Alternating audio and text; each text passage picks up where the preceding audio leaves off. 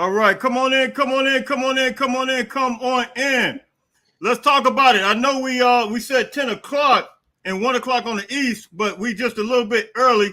Keith, what's up, my man? It's What's about to up? get What's really up? fast, What's up? get real fast. Absolutely. I know some are expecting in the next 13 minutes, but we just came on just a little bit early, and we want to talk about this Big Ten move. Big J, what's the word? Oh man, I'm so blessed. I'm really grateful to be with you guys. I've been feeling a little bit under the weather, and man, I hate when I get sick. I'm terrible. I'm like a little baby. I'm, hey, I'm tough, strong, until Yeah, yeah. a little Hey, butt. man. Hey, I'm the same way, man. My wife be letting me have it. She like, are you serious? Come on. I'm like, the mighty oak has fallen. The mighty Yeah, oak has fallen. yeah. I'm the same way, man. We all on the couches posted up, man, like just completely lost in the sauce. man. But I'm, But I'm yeah, we hope you feel better, man. But appreciative. man, we're just gonna talk about this, man. Zombie, what's up, my man? What's going on? AK, what's going on? Roger Dodger, what's the word? Saban would be scared of the we're gonna talk about this schedule, man. This schedule is tough. But here's the thing. We're gonna talk about can you make it in the playoffs if you were to have, because of the way the schedule is, can you make it in the playoffs if you were to have two losses? We're gonna talk about that. LBC Trojan, what's up, my man? Hey, absolutely. Bobby, what's going on? What's going on, my What's man? up, LBC? Big bro. Hey, and let What me up, let me Bobby just say Robbie? this right at the beginning. All these guys, LBC Trojan, Bobby, they highlighted on my end. These guys, they all signed Yep. up to be a part of the tier system, just to help a way to contribute. And you guys can do it by simply going on to YouTube. And if you guys have an iPhone, I was told that iPhones have issues, so you have to put it on desktop or you can do it on the computer. You guys can become a member on this channel for $1.99. Yeah. $3.99 and $24.99. That's the way to contribute to make this thing happen, man. But fight on it, everybody. Good morning. We're gonna talk about this Big Ten move. I had a small reaction yesterday. I was out and about, but we want to get some more reaction in depth. Jay, what's the word, man? Tell me what's your initial thoughts when this Big Ten move. Brian, Yeah. what's the word? So I love the Big Ten move, particularly because I've always loved the Big Ten matchups. I have been excited to see what we look like in that type of a conference with our speed of play, with our style, the ingenuity of our offensive attack. I don't believe that the Big Ten, I don't know how we're going to identify that conference, if it's called the Big or the Big Yeah. Ten, because there's more than 10 teams, but I'm just going to refer to it as the Big Conference. Yeah. I don't really believe that the Big Conference overall defensively will be able to match up with the type of offensive prowess that we have. And I'm not just saying that because I'm a homer. I'm saying it because I'm just watching the speed of play. Now it's a very high speed collision conference out there, and they run downhill, they hit hard, the DBs tackle well, safeties really translate in the NFL from the big conference, particularly because they have to tackle so much and come down in a run support, and the NFL is primarily a run style of offense, mostly fueled by run. But here on the West Coast, I believe that we can shake it up, man, and put up a lot of points with that defensive style of play. So I'm really, really excited. And personally, I don't have too much of a hang up with the idea that our up front and our trench players, will be too outmatched by whatever they're about to experience up there in the new conference. I'm just excited because we do have a long storied history of being successful against Big Ten teams or big teams. Absolutely. And one of the things, my initial thoughts, I looked at the schedule, and we're gonna go through the schedule. We're gonna talk about it. But I got the same kind of thought process as you. Being that, John, what's up, my man? Being that, I think about this. One of the Big Ten's strongest teams, which is Michigan this past season. You got to remember, they put up Well, TCU put up 51 points on them in the bowl game. Right. And you got to think this was Michigan's best. Well, this was the Big Ten Conference best team. Essentially, they beat Ohio State. Georgia put up a lot of points against Ohio State. So for everybody to, I seen some that said, oh, the schedules are tough, and then some feeling good about it. While it's a competitive schedule, I think, like they say in boxing, I think styles make fights.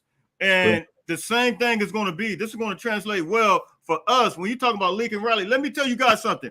Lincoln Riley's brother, coincidentally, that was a coach at TCU, had the same kind of offensive mind as essentially as Lincoln Riley. That's and right. You've seen what that offense did to Michigan. Now, Lincoln Riley, you couple that with somebody like Cliff Kingsbury, USC fans, look out. It's going to be a different type of situation.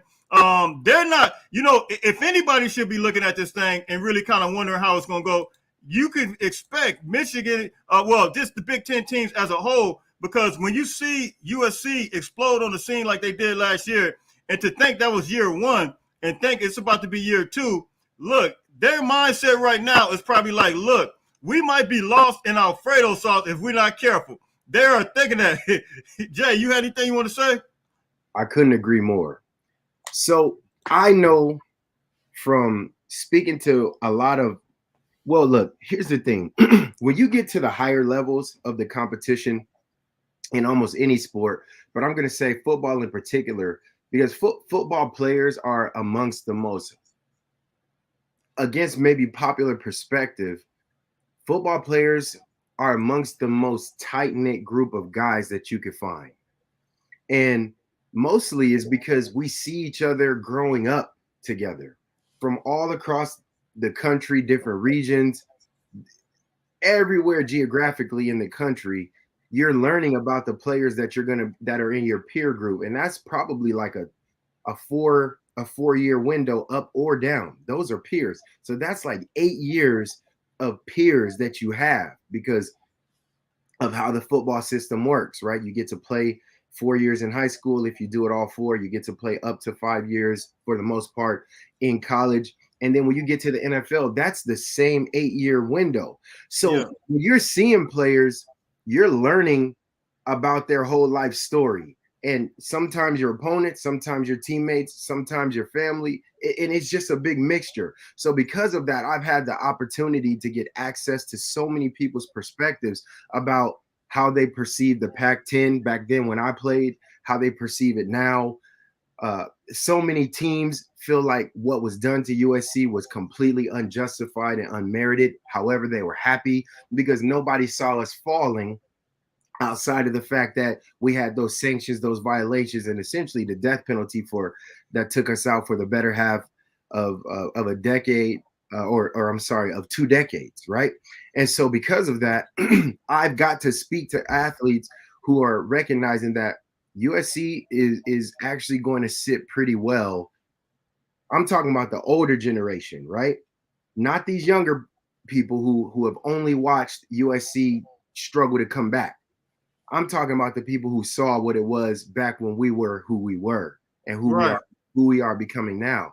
And a lot of people that I'm speaking with, a lot of my contemporaries, they feel very much like this is going to be such a good fit, not just for USC football, but they think that the college landscape is going to grow overall because USC is back in a state of prominence. So I'm not feeling any type of I'm not worried or concerned. We're going to have tough matchups. We've always had tough matchups. Historically, I believe in conference play, we've had some of the toughest matchups we can ever find. But whenever we play those other schools, there's just something about mixing it up with a different style of play. I think that USC customarily rises to the occasion. And most teams think that USC is just a bunch of pretty boys, West Coast.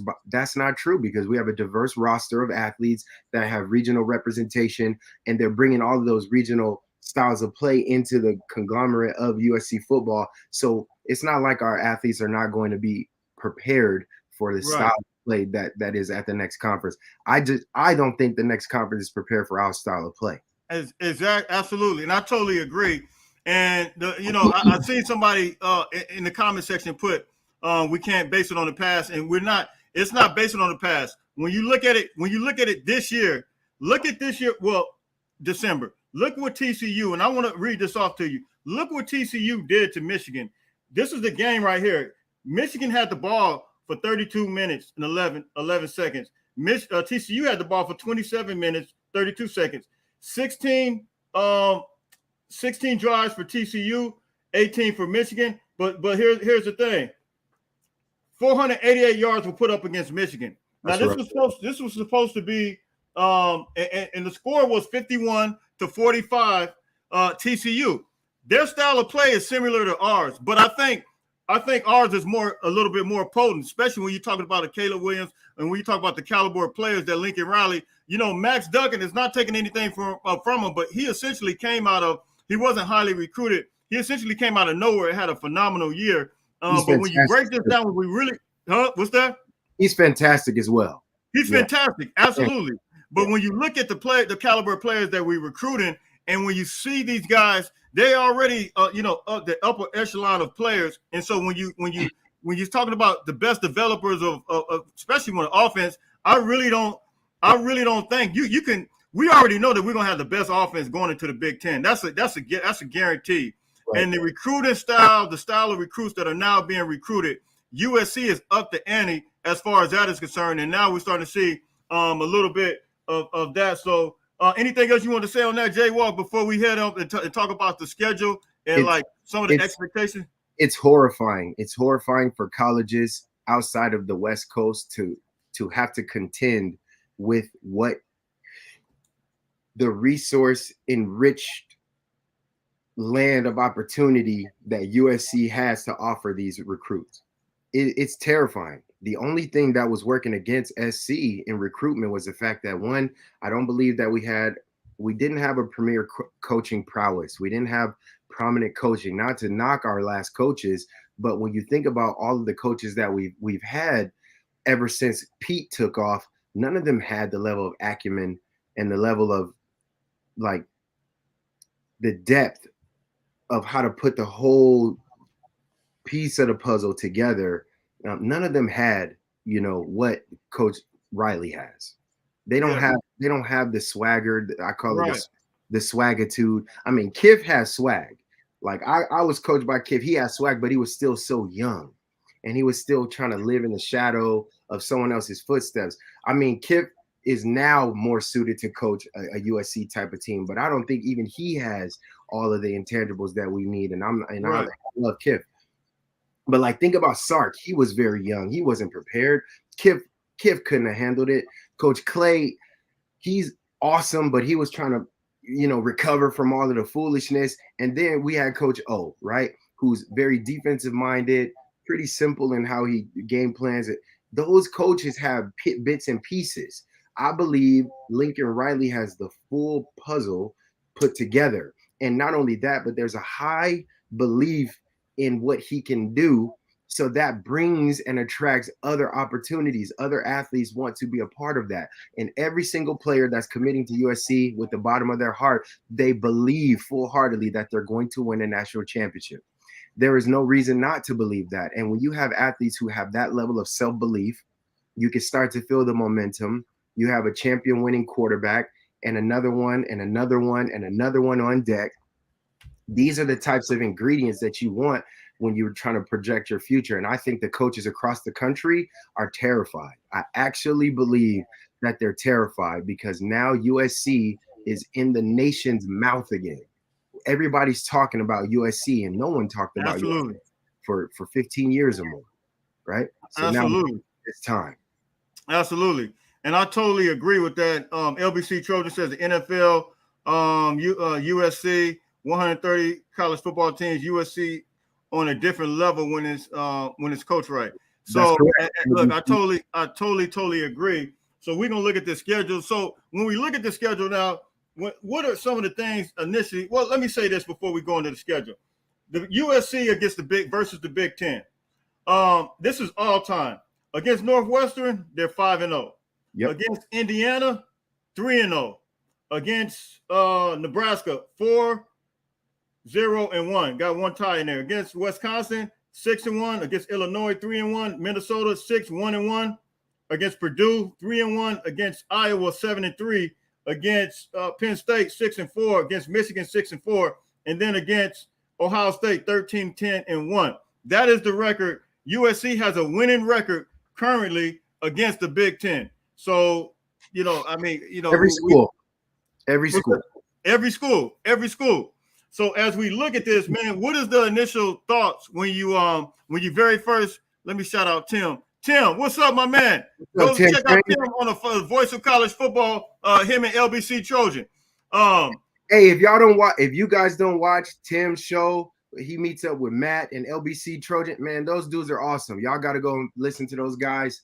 A bunch of very knowledgeable dudes. They're funny, charismatic. They care about the athletes. They care about the program, and they bring in special guests. Y'all most certainly got to check those dudes out. Big shout out to you guys over there.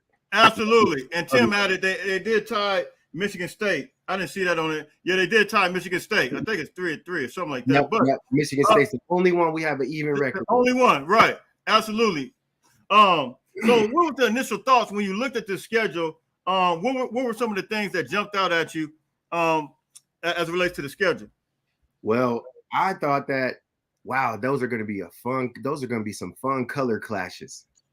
Like I'm excited to see those colors on the field. Yeah, I'm super excited. But the one that really stood out to me the most, and this could be stupid and just the way my brain works, but I think it's the 2025 season, but when we play the Golden Gophers, Minnesota, because they're so similar to how our uniforms look when they're at home, that I can remember times when I was a little bit younger and I would see highlights on the screen and I thought it was USC, but it was the Gophers and vice versa, because we have very similar color schemes. So like, I'm very interested to see like two sets of Cardinal and gold teams play against one another. And I've never seen that before. Yeah. Outside of that, there's no one on any of these schedules that I go, oh boy, this is going to be rough. I think the whiteout game that's at Maryland. Penn State. Penn State. Penn State. Yep. Yeah. And then when we play Maryland, I think we're over there, right? And they like to get that stadium rocking. Yeah. So this is just going to be a lot of fun. It's going to be like a bowl game every single week. Yeah. And I think for me, my initial thoughts were when I looked at some of the teams and just, how excited we got during the Rose Bowl when we see these big brands come in there like a Penn State, a Michigan, or a Ohio State. And just to see them and to become very like a regular thing now, to me, it was just like, man, you're going to have these teams in the Coliseum. We're traveling there. It's going to be go time every week. And to have these type of caliber of brands, in the stadiums, man, to me, it's just going, I think the fans are going to be more apt just to really come out more so than, and it's not taking anything away from the Pac-12. Nope. It's not taking from Arizona State. But if you have a team like Penn State over Arizona State, who do you think the fans are going to come out and see? That's just the Nittany Lions and the Trojans. Yeah. And so my initial thoughts were the same as yours. Wisconsin, man, they do this crazy jump around song, man. They go absolutely berserk in that whole stadium, man. That's what I was. That's the one you said, man. They go crazy up in there, and I'll tell you, I mean, it gave me this past season, the beginning of the year. I think they were like an early game in the beginning of the year, and it gave me goosebumps, man. I wanted to jump to the TV. I think it might have been Wisconsin and Washington State I was watching. But the beginning of the game, Washington State beat them coincidentally, but it gave me goosebumps just looking at this game. I'm like, it is go time up in there. If you can't get half hype for that, look, man, something is wrong. Something wrong. It's wrong, big wrong. It's funny because sometimes you just outgrow your boulevard. Like you grow up on the same street your whole life. You know everybody, you feel comfortable. You got best friends that you've known your whole life. You call each other cousin. You know what I mean? It's like your best friend's mom, you call her auntie. That type of feeling. That's what it's like USC in the Pac-12 right now. Yeah. we've actually outgrown our street. And now it's time for us to go and build in a new part of town. We need to go on the other side of the tracks.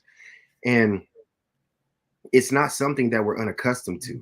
If you remember very correctly, the Trojans of the ancient days would very customarily march into another terrain's territory and conquer and slaughter and take everything that they needed in terms of resources. That's what made the reign of Troy so prominent, so powerful, is that they would go out and take what they needed. And so I believe that we are now entering this phase in our lives as Trojans where we need to get on our pilgrimage. We've conquered all that we need to conquer over here. Now we need to go take up more space. Yeah. And with that being said, now we get the respect of a national spotlight in a conference that has a higher level of credibility nationally.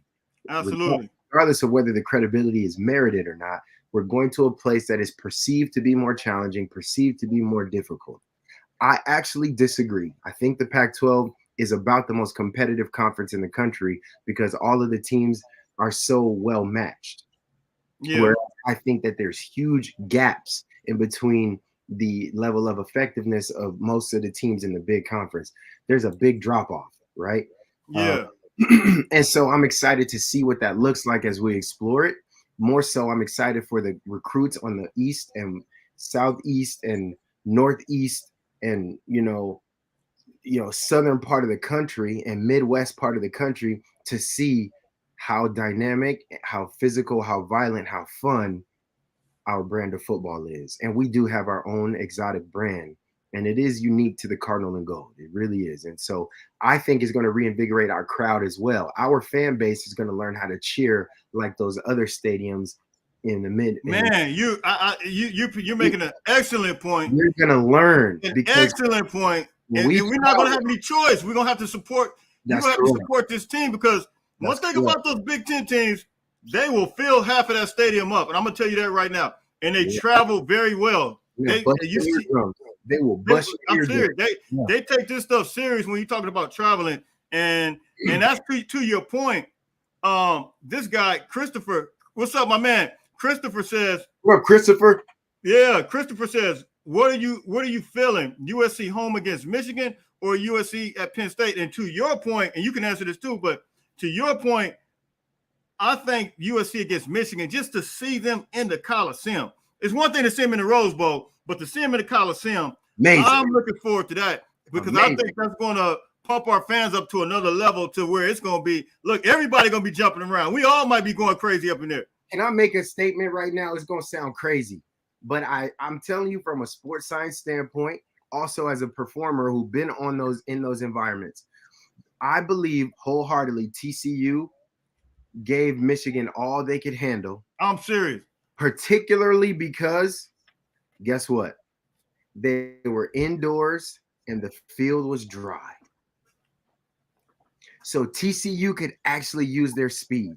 I believe that in the back half of the season, for those teams that play in those cold weather stadiums, open stadiums, and the grass is always wet, soggy, it's cold, they are accustomed to being able to come downhill and make big contact because the footing is a little bit slippery. Yeah, they really understand that. They're gonna be lost in the sauce. But when you get warm weather, and the athletes can make true cuts and true plants, yes, they can get in and out. You're not about to just be smashing, right? Now on the flip side, people can say, "Well, you guys aren't going to be able to sling the ball when it's cold and raining and all that," which very well may be true. But I believe that it's far simpler to adjust to an offensive running game when it's cold weather than it is to try to tackle in space with a bunch of guys who move really well, and you're not accustomed to those second level moves that a lot of these guys that we have can perform upfield. And I saw very good TCU players, but guys who weren't making those types of plays all season long, they were dominating Michigan. Absolutely. That's a great point, man. Really a great point. And most of it was because of the footing. You saw Michigan's players slipping all bowl game long, and people were talking about grass and all this. I said, no, they're just not used to second level moves because everybody in the big conference, they make a cut, run uphill, and hit you. Nah, man.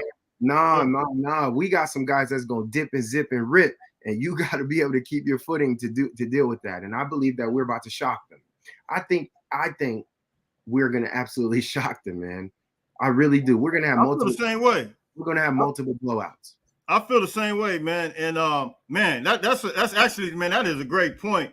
When you're talking about the surface, man, they're gonna be totally lost in the sauce. And you guys know the West Coast, these athletes that, especially the guys at USC's recruiting, you just see what Raleigh Brown did in the bowl game. The spring game, he made a catch up the middle. If that type of situation happens, those guys will be absolutely lost in all types of sauce going up that middle. But LBC Trojan said USC is 25-9 all time versus the big team on the road.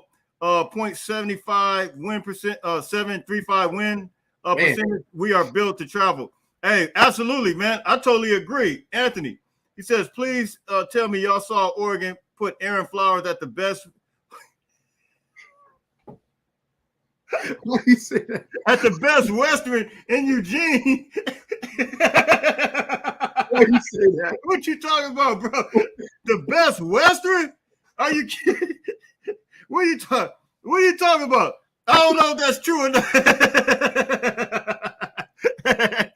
He said they put him in at the Best Western.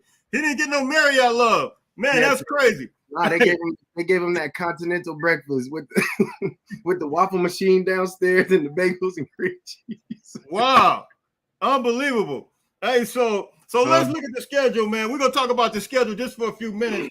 The schedule is this, and you can stop me anytime. Next year, crazy and oddly enough, USC they schedule LSU, and then the week of the next year they schedule Ole Miss. So the schedule's gonna look like this next year. It's gonna be LSU in Las Vegas, week 1, San Jose State, week 2, and then they don't have all the schedule here, but you notice how the SEC never schedules a home game that's not at a neutral site. I mean, an away game early in the conference. They will never do it. They will never do it.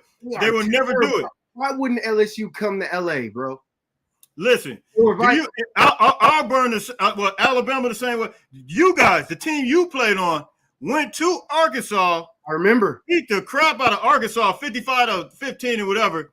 And then you guys went to Auburn and beat them. But they know Virginia Tech, all those teams that you played on went to these schools, and they know if they just will not do it though. They won't do it. Neutral site. We played Virginia Tech, neutral site. We played them somewhere in Boston or Washington or someplace, DC or something like that, right? Yeah. Now we did play Auburn at Auburn, right? Right. That was a home game for them because they came to us. They came to us the year before, so they lost. That's the point. Every time it happens, they lose. Yeah. LSU last year against UCLA the year before. They lost. They lost. They will not play at another school's home if it's early in the season, bro. And if it's late in the season, they're gonna play like Dental Floss Tech. They're not about to play. They're not about to play you at a place where you may have not even an advantage, where you're just comfortable, right? It's wild. Right. It's wild. If you guys can't see how much coddling the SEC gets, they get soft, easy cuddling. That's what they get from. That's what the SEC stands for when it comes to schedule, bro. Yeah. The soft, easy coddling. Yeah. Like, come on, bro. Like, let's go out and play. Let's go out and play, and we'll do a home-and-home series. That's fine. When I was at SC, I remember exclusively how much Coach Carroll was trying to play. At that time, he wanted to play Miami. He wanted to play I'm trying to think of LSU because they had won it. They split a national title. And then there was another team from the South, Auburn, again. Yeah. No parts of it. Yep. No parts of it. Auburn was like, you gave us all that we can handle. We had Cadillac Williams and Ronnie, and we had a bunch of guys, and they Troy Polamalu. The only team that got us was Kansas State. The only team that got us was Kansas State. And I think it's because we were still developing our identity at the time. But I got a lot of respect for Kansas State. Boy, they had Darren Sproles and woo, they were good.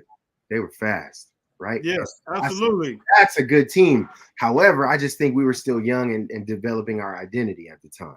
But shout out to them. I just want to see the SEC play real schools for real. Well, we're talking about the SEC. When you look at this Big Ten schedule, we're going to have to play 9 conference games.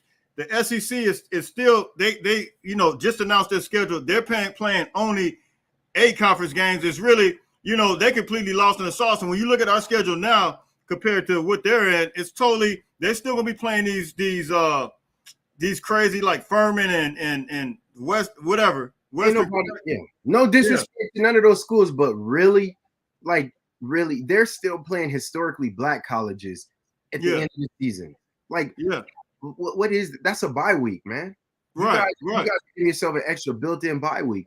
So look, all I know is we're going to the big conference. I believe once USC gets implanted into that conference, that becomes the best conference in the world over it becomes the most competitive because now you have essentially 6 teams that are always within the top 11, top 12 in the country. And I believe that the top 4 in the big conference can handle the top 4 in the SEC. Absolutely. For sure. Let me get to this. Tim Prangley says, become a member. Thank you, Tim. What are you guys waiting for? Become a member, those early access opportunities. Hey, thank everybody who becomes a member is now available on the channel. All you got to do is hit join on there. Just different tiers, 3 different tiers. You guys can join whenever you feel free to. It's a way to contribute to, and I need to get to this comment here. Honest question. We play LSU next year. What's your honest opinion about our chances once Caleb leaves? Did you want to answer that or you want me to answer that? So LBC Trojan, thank you very much. I appreciate that. Thank you. Yeah, I did see the signs that says revenge. Yeah, I remember that. You're right, LBC. Not only that, but when we were at Auburn, those boys, they poured chewing tobacco on our heads and dip like they were eating chewing tobacco and spitting it in these cups. And some people had reports that they thought, and we can't confirm it, but it did smell like it. I know some splashed on me and it smelled like it. So when we were at Auburn, let me just, it's a caveat, but this is what it's like. All right. They corral you in this little corridor. It's like a hallway that's probably like 5 yards wide by like 10 yards long. And they corral you. And above you is like a bridge, right? And there's all these Auburn fans, and they have these like red Solo cups. And they're all above you, and they're about 11 feet high, and they're cussing at you, flipping you off, spitting on you. And these dudes are spitting chewing tobacco in this cup. And they had beer in the cup, and they were spitting their sunflower seed husks in these cups. And I think some of them actually peed and urinated in the cups. But when we were corralled under there, and it was like probably like 100 people on this bridge, they dumped all of it on top of our heads while we were waiting to take the field. While the Auburn team was being announced, we were waiting, and they had the gates closed, and then they opened the gates, and we run and take the field. Now, just moments before kickoff, they splashed us with all this debris and all this stuff. Only God knows what else. Like, when you look up, you just getting a face mask full of whatever it was they were chewing and spitting, and it was disgusting. We went out there and we beat the dog snot out of those boys. Not only that, and there were some racial things being said at the time as well, which I don't understand because half of their team, more than half, looked like me. So it was just baffling. But either way, we went out there and dogged them. That is the mindset that we have when we go into other people's, stadiums. Absolutely. So now, fast forwarding, I'm so excited for USC to actually show everybody what its prominence is like. We're going to have a great deal of success in this next conference. Yeah, there are going to be some tough battles One of my neighbors is a hard school Ohio State fan. I mean, he loves Ohio State. He has his Ohio State flag every single day, all year long, just sitting up there, win, lose, or draw. He loves them. And he's like, well, you guys are fast, but you're not used to playing that physical style of football week after week. You're not used to traveling with the time zones and week after week. That's all lip service. That's all for mentally unsound people. I know that the guys are waking up at 4 a.m. to do team conditioning. They're waking up at 5 a.m. They're getting adjusted and acclimated to time zones. So I don't believe that there's anything that this conference can throw at us, with the exception to maybe cold weather for the first time when these freshmen who are from the West Coast exclusively go out there. But once you start running around, you don't feel that cold. Nah. You feel the fire of your rage of wanting to kick these other guys' butt. Yeah, that's what keeps you warm. And those guys in the NFL, I can remember when Reggie Bush was playing. I can't remember. So it was Chicago Bears. I think it was Chicago Bears. I think it was a playoff game. He had no sleeves on. He looked like, I mean, as you say, you get warmed up, you get acclimated, man. Once you get going, I mean, it's straight up go time, man. You don't really feel. I played in the cold. I mean, it's just different. You just get super warmed up, and so that's a great point. Mostly it's because you believe that they think that they have an advantage with weather. Whereas I've never played in a game where the weather was a disadvantage to me. I've always used the weather as an opportunity to like prove that this is exactly why I signed up for this. This is exactly what I want to do with my life. And so in the mindset of your opponent, they're hoping that this is actually a benefit for them. And those are the mentally weak ones, wishing and praying that outside factors can affect the game. That's weak. When they talk about, the weather, these Trojan boys, California sunshine, surfers, they're going to be so cold, the altitude is going to tear them up. Those are all people who are wishful thinking and hoping that these elements outside of their own abilities are going to impact the game, which sometimes it does. I can be honest. Sometimes when you're playing in super hot weather, you can cramp up, dehydrate.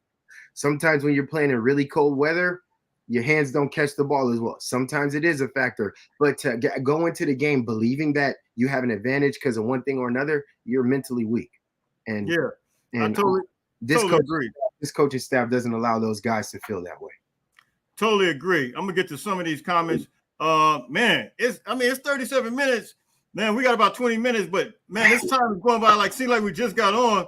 I mean, it's incredible. Brian says Bama is known for ducking those home and home. Man, they will not do it. They just won't. They won't do it. Chris, he says, don't we play Notre Dame? Yeah, let's go through the schedule. So we go through LSU. We go to LSU next year. Then you got San Jose State, and you have week 14. They got Notre Dame on 11:30. Then we play Maryland.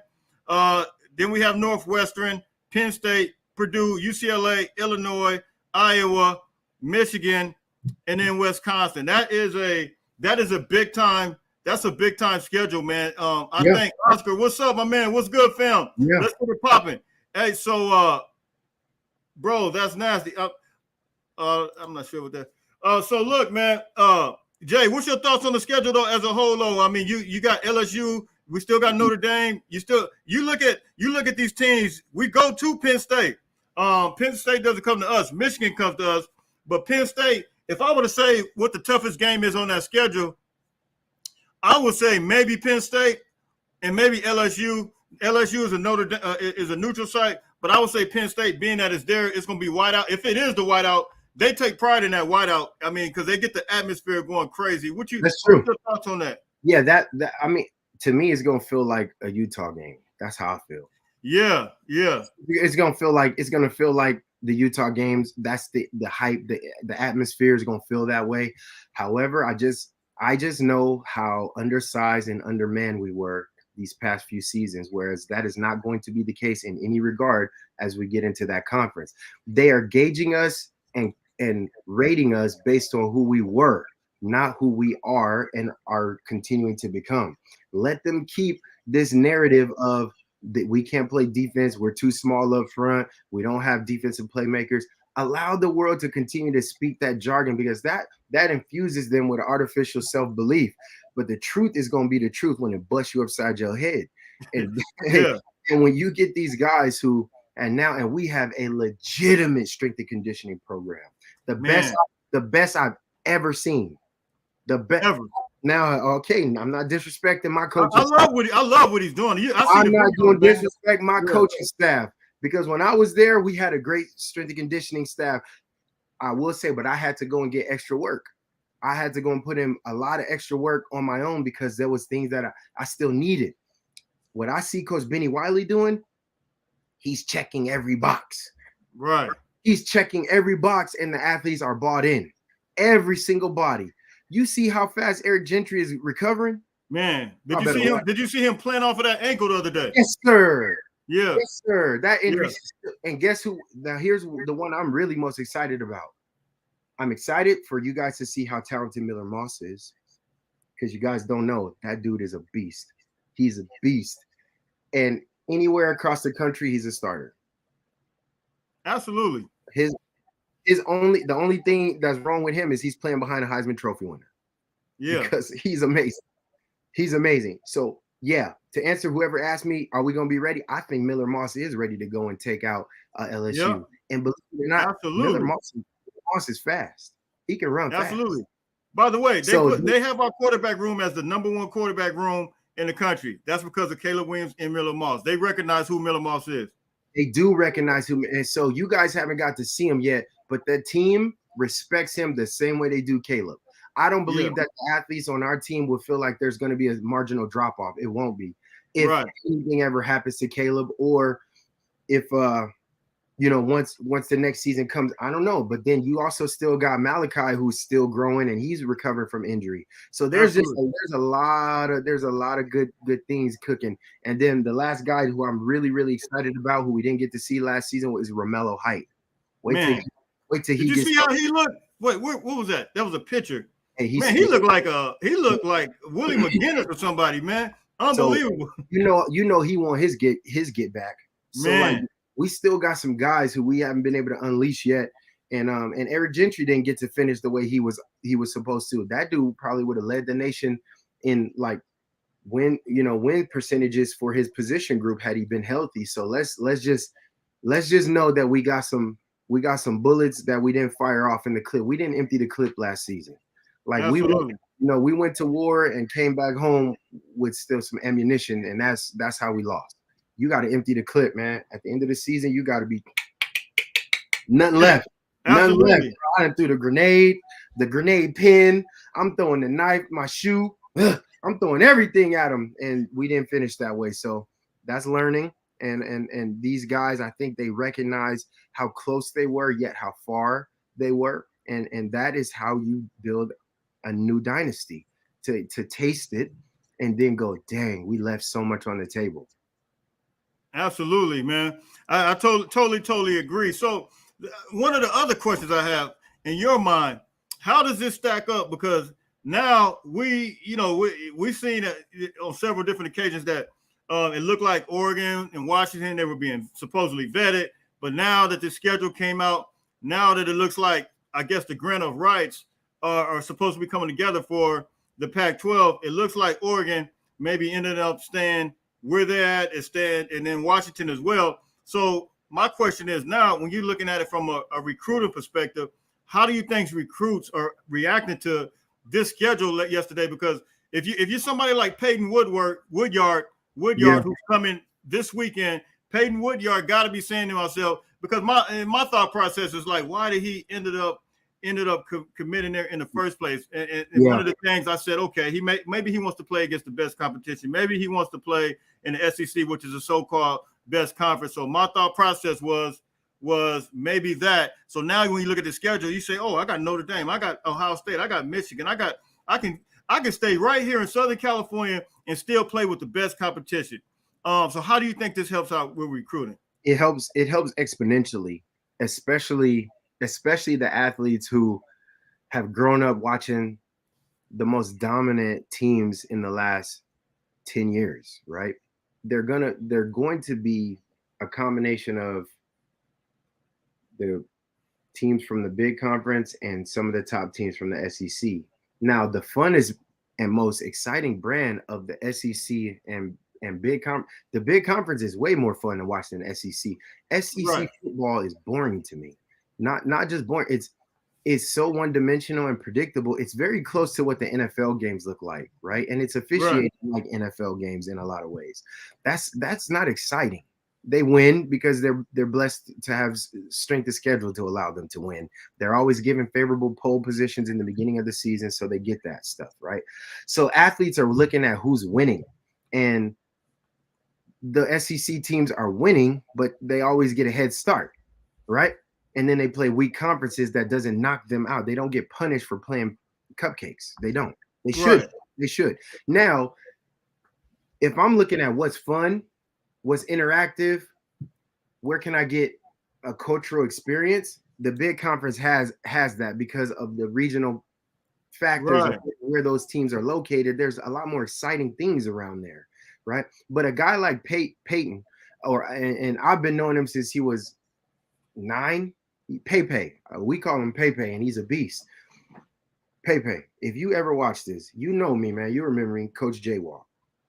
When we were out in Texas and you're at the All-American game, along with my other little bro, Hunter now, shout out, San Jose State, full Scully, free safety. He's a beast. Look, Pepe, come on home, man. You're a Trojan. You've been a Trojan. You know what's up, and you know where you're going to show love. You'll be shown love. You have to go where you've been celebrated your whole career. You know USC loves you. We've loved you since before this coaching staff. So come on home where you can be celebrated, where you can hang out with your boys that you've been growing up and balling with, and you already know Dakota and y'all tight. So y'all come on, man, stop playing. Hey. You know what it is. Hey, we look, you know what it is. And by the way, you guys can't see this.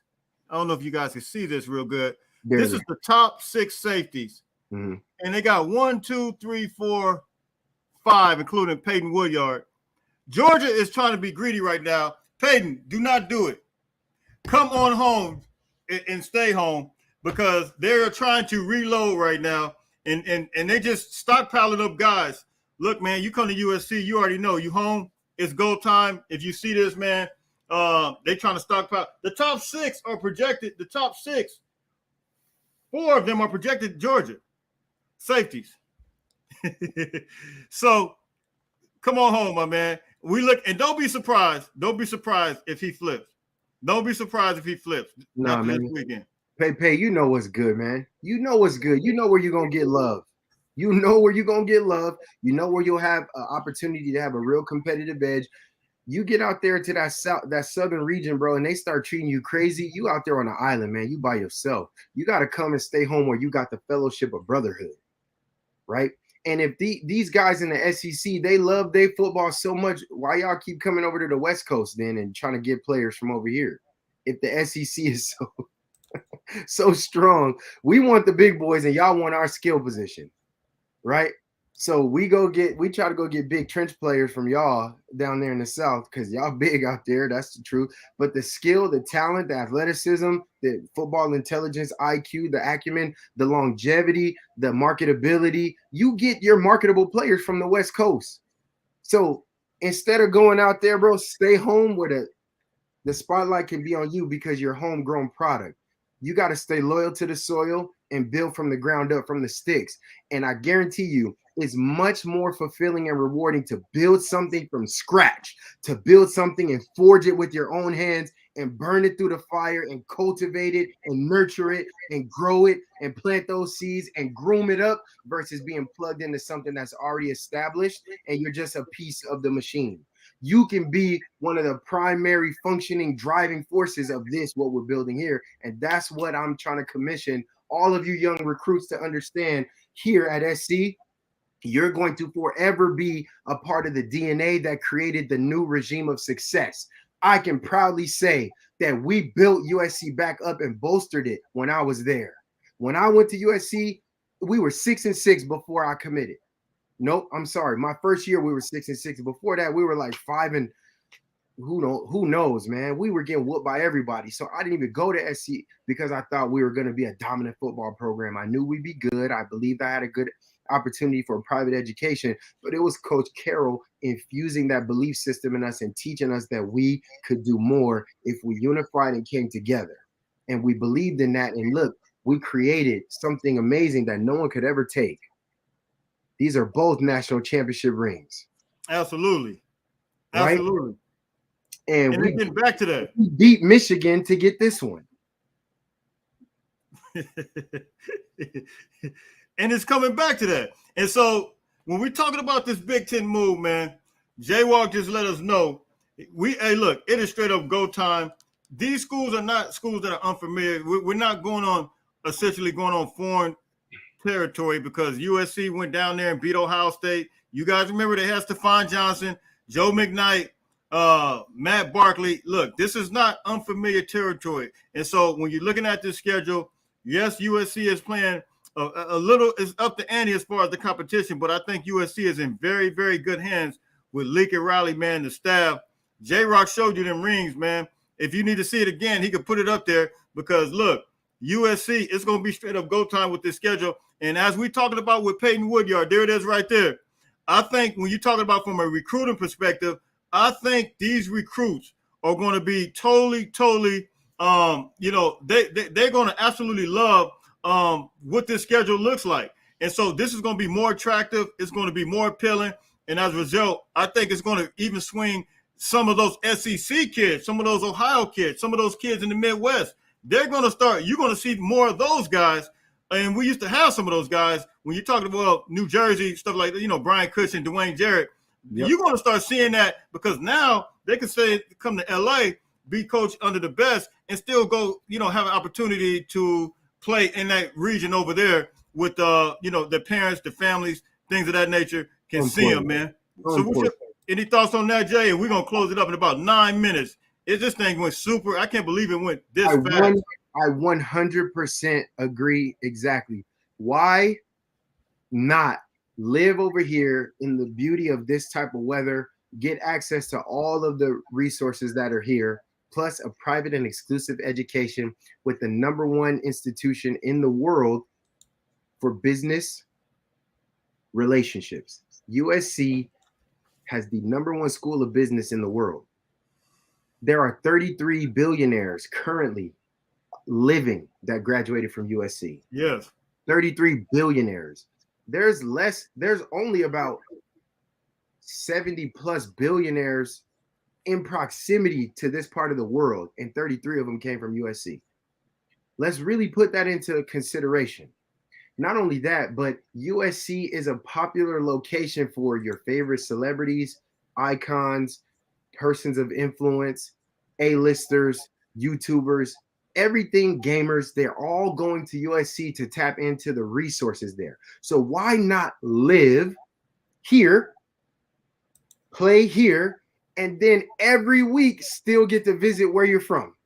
Yes. It's still it makes so much sense. It just makes you get the best of both worlds, where USC is now bridging the gap between the western part of the country and the northeast, northwest, southern part of the country, and now we're connecting them together.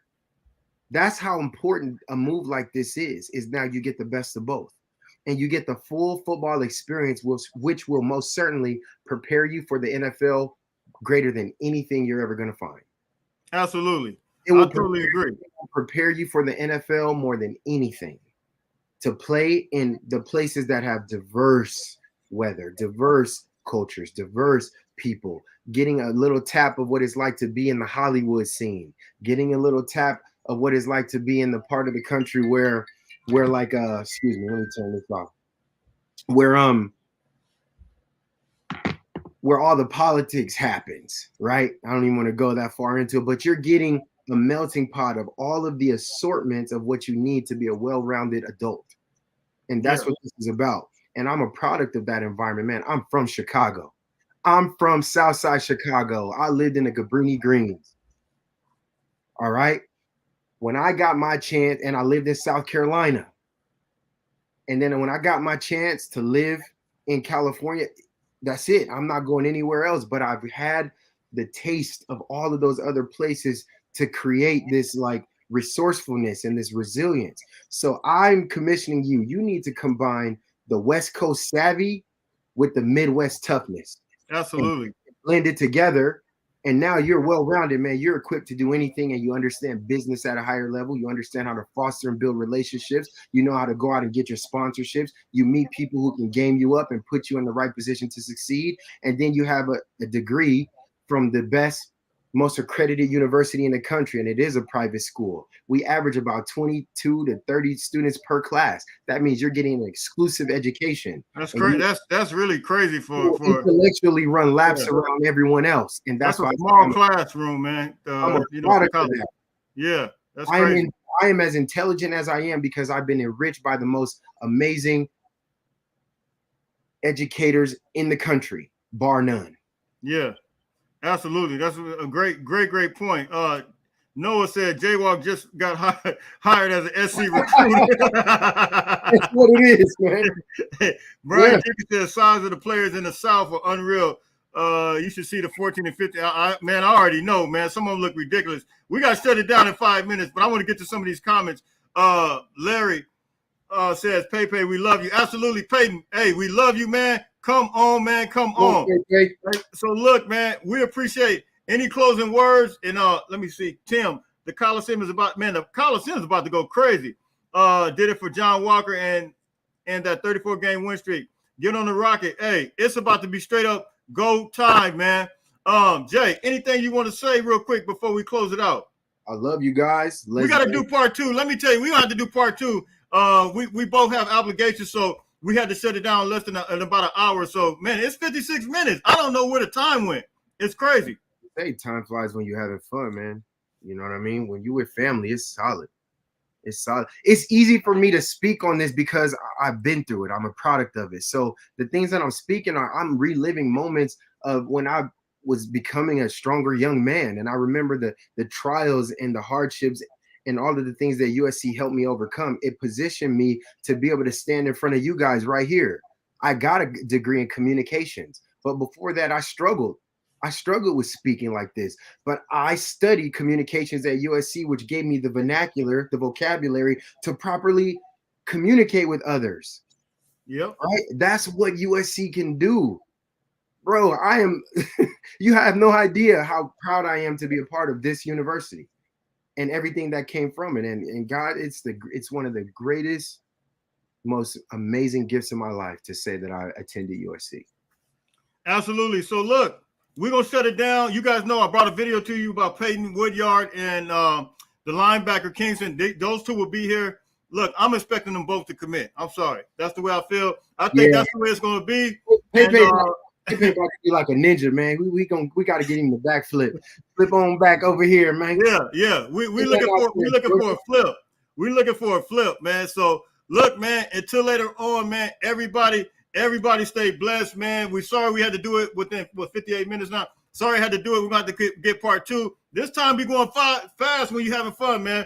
So look, until later on, everybody continue to stay blessed. Jay, we'll see you, man. Later. Fight on. Fight on. Man, I hate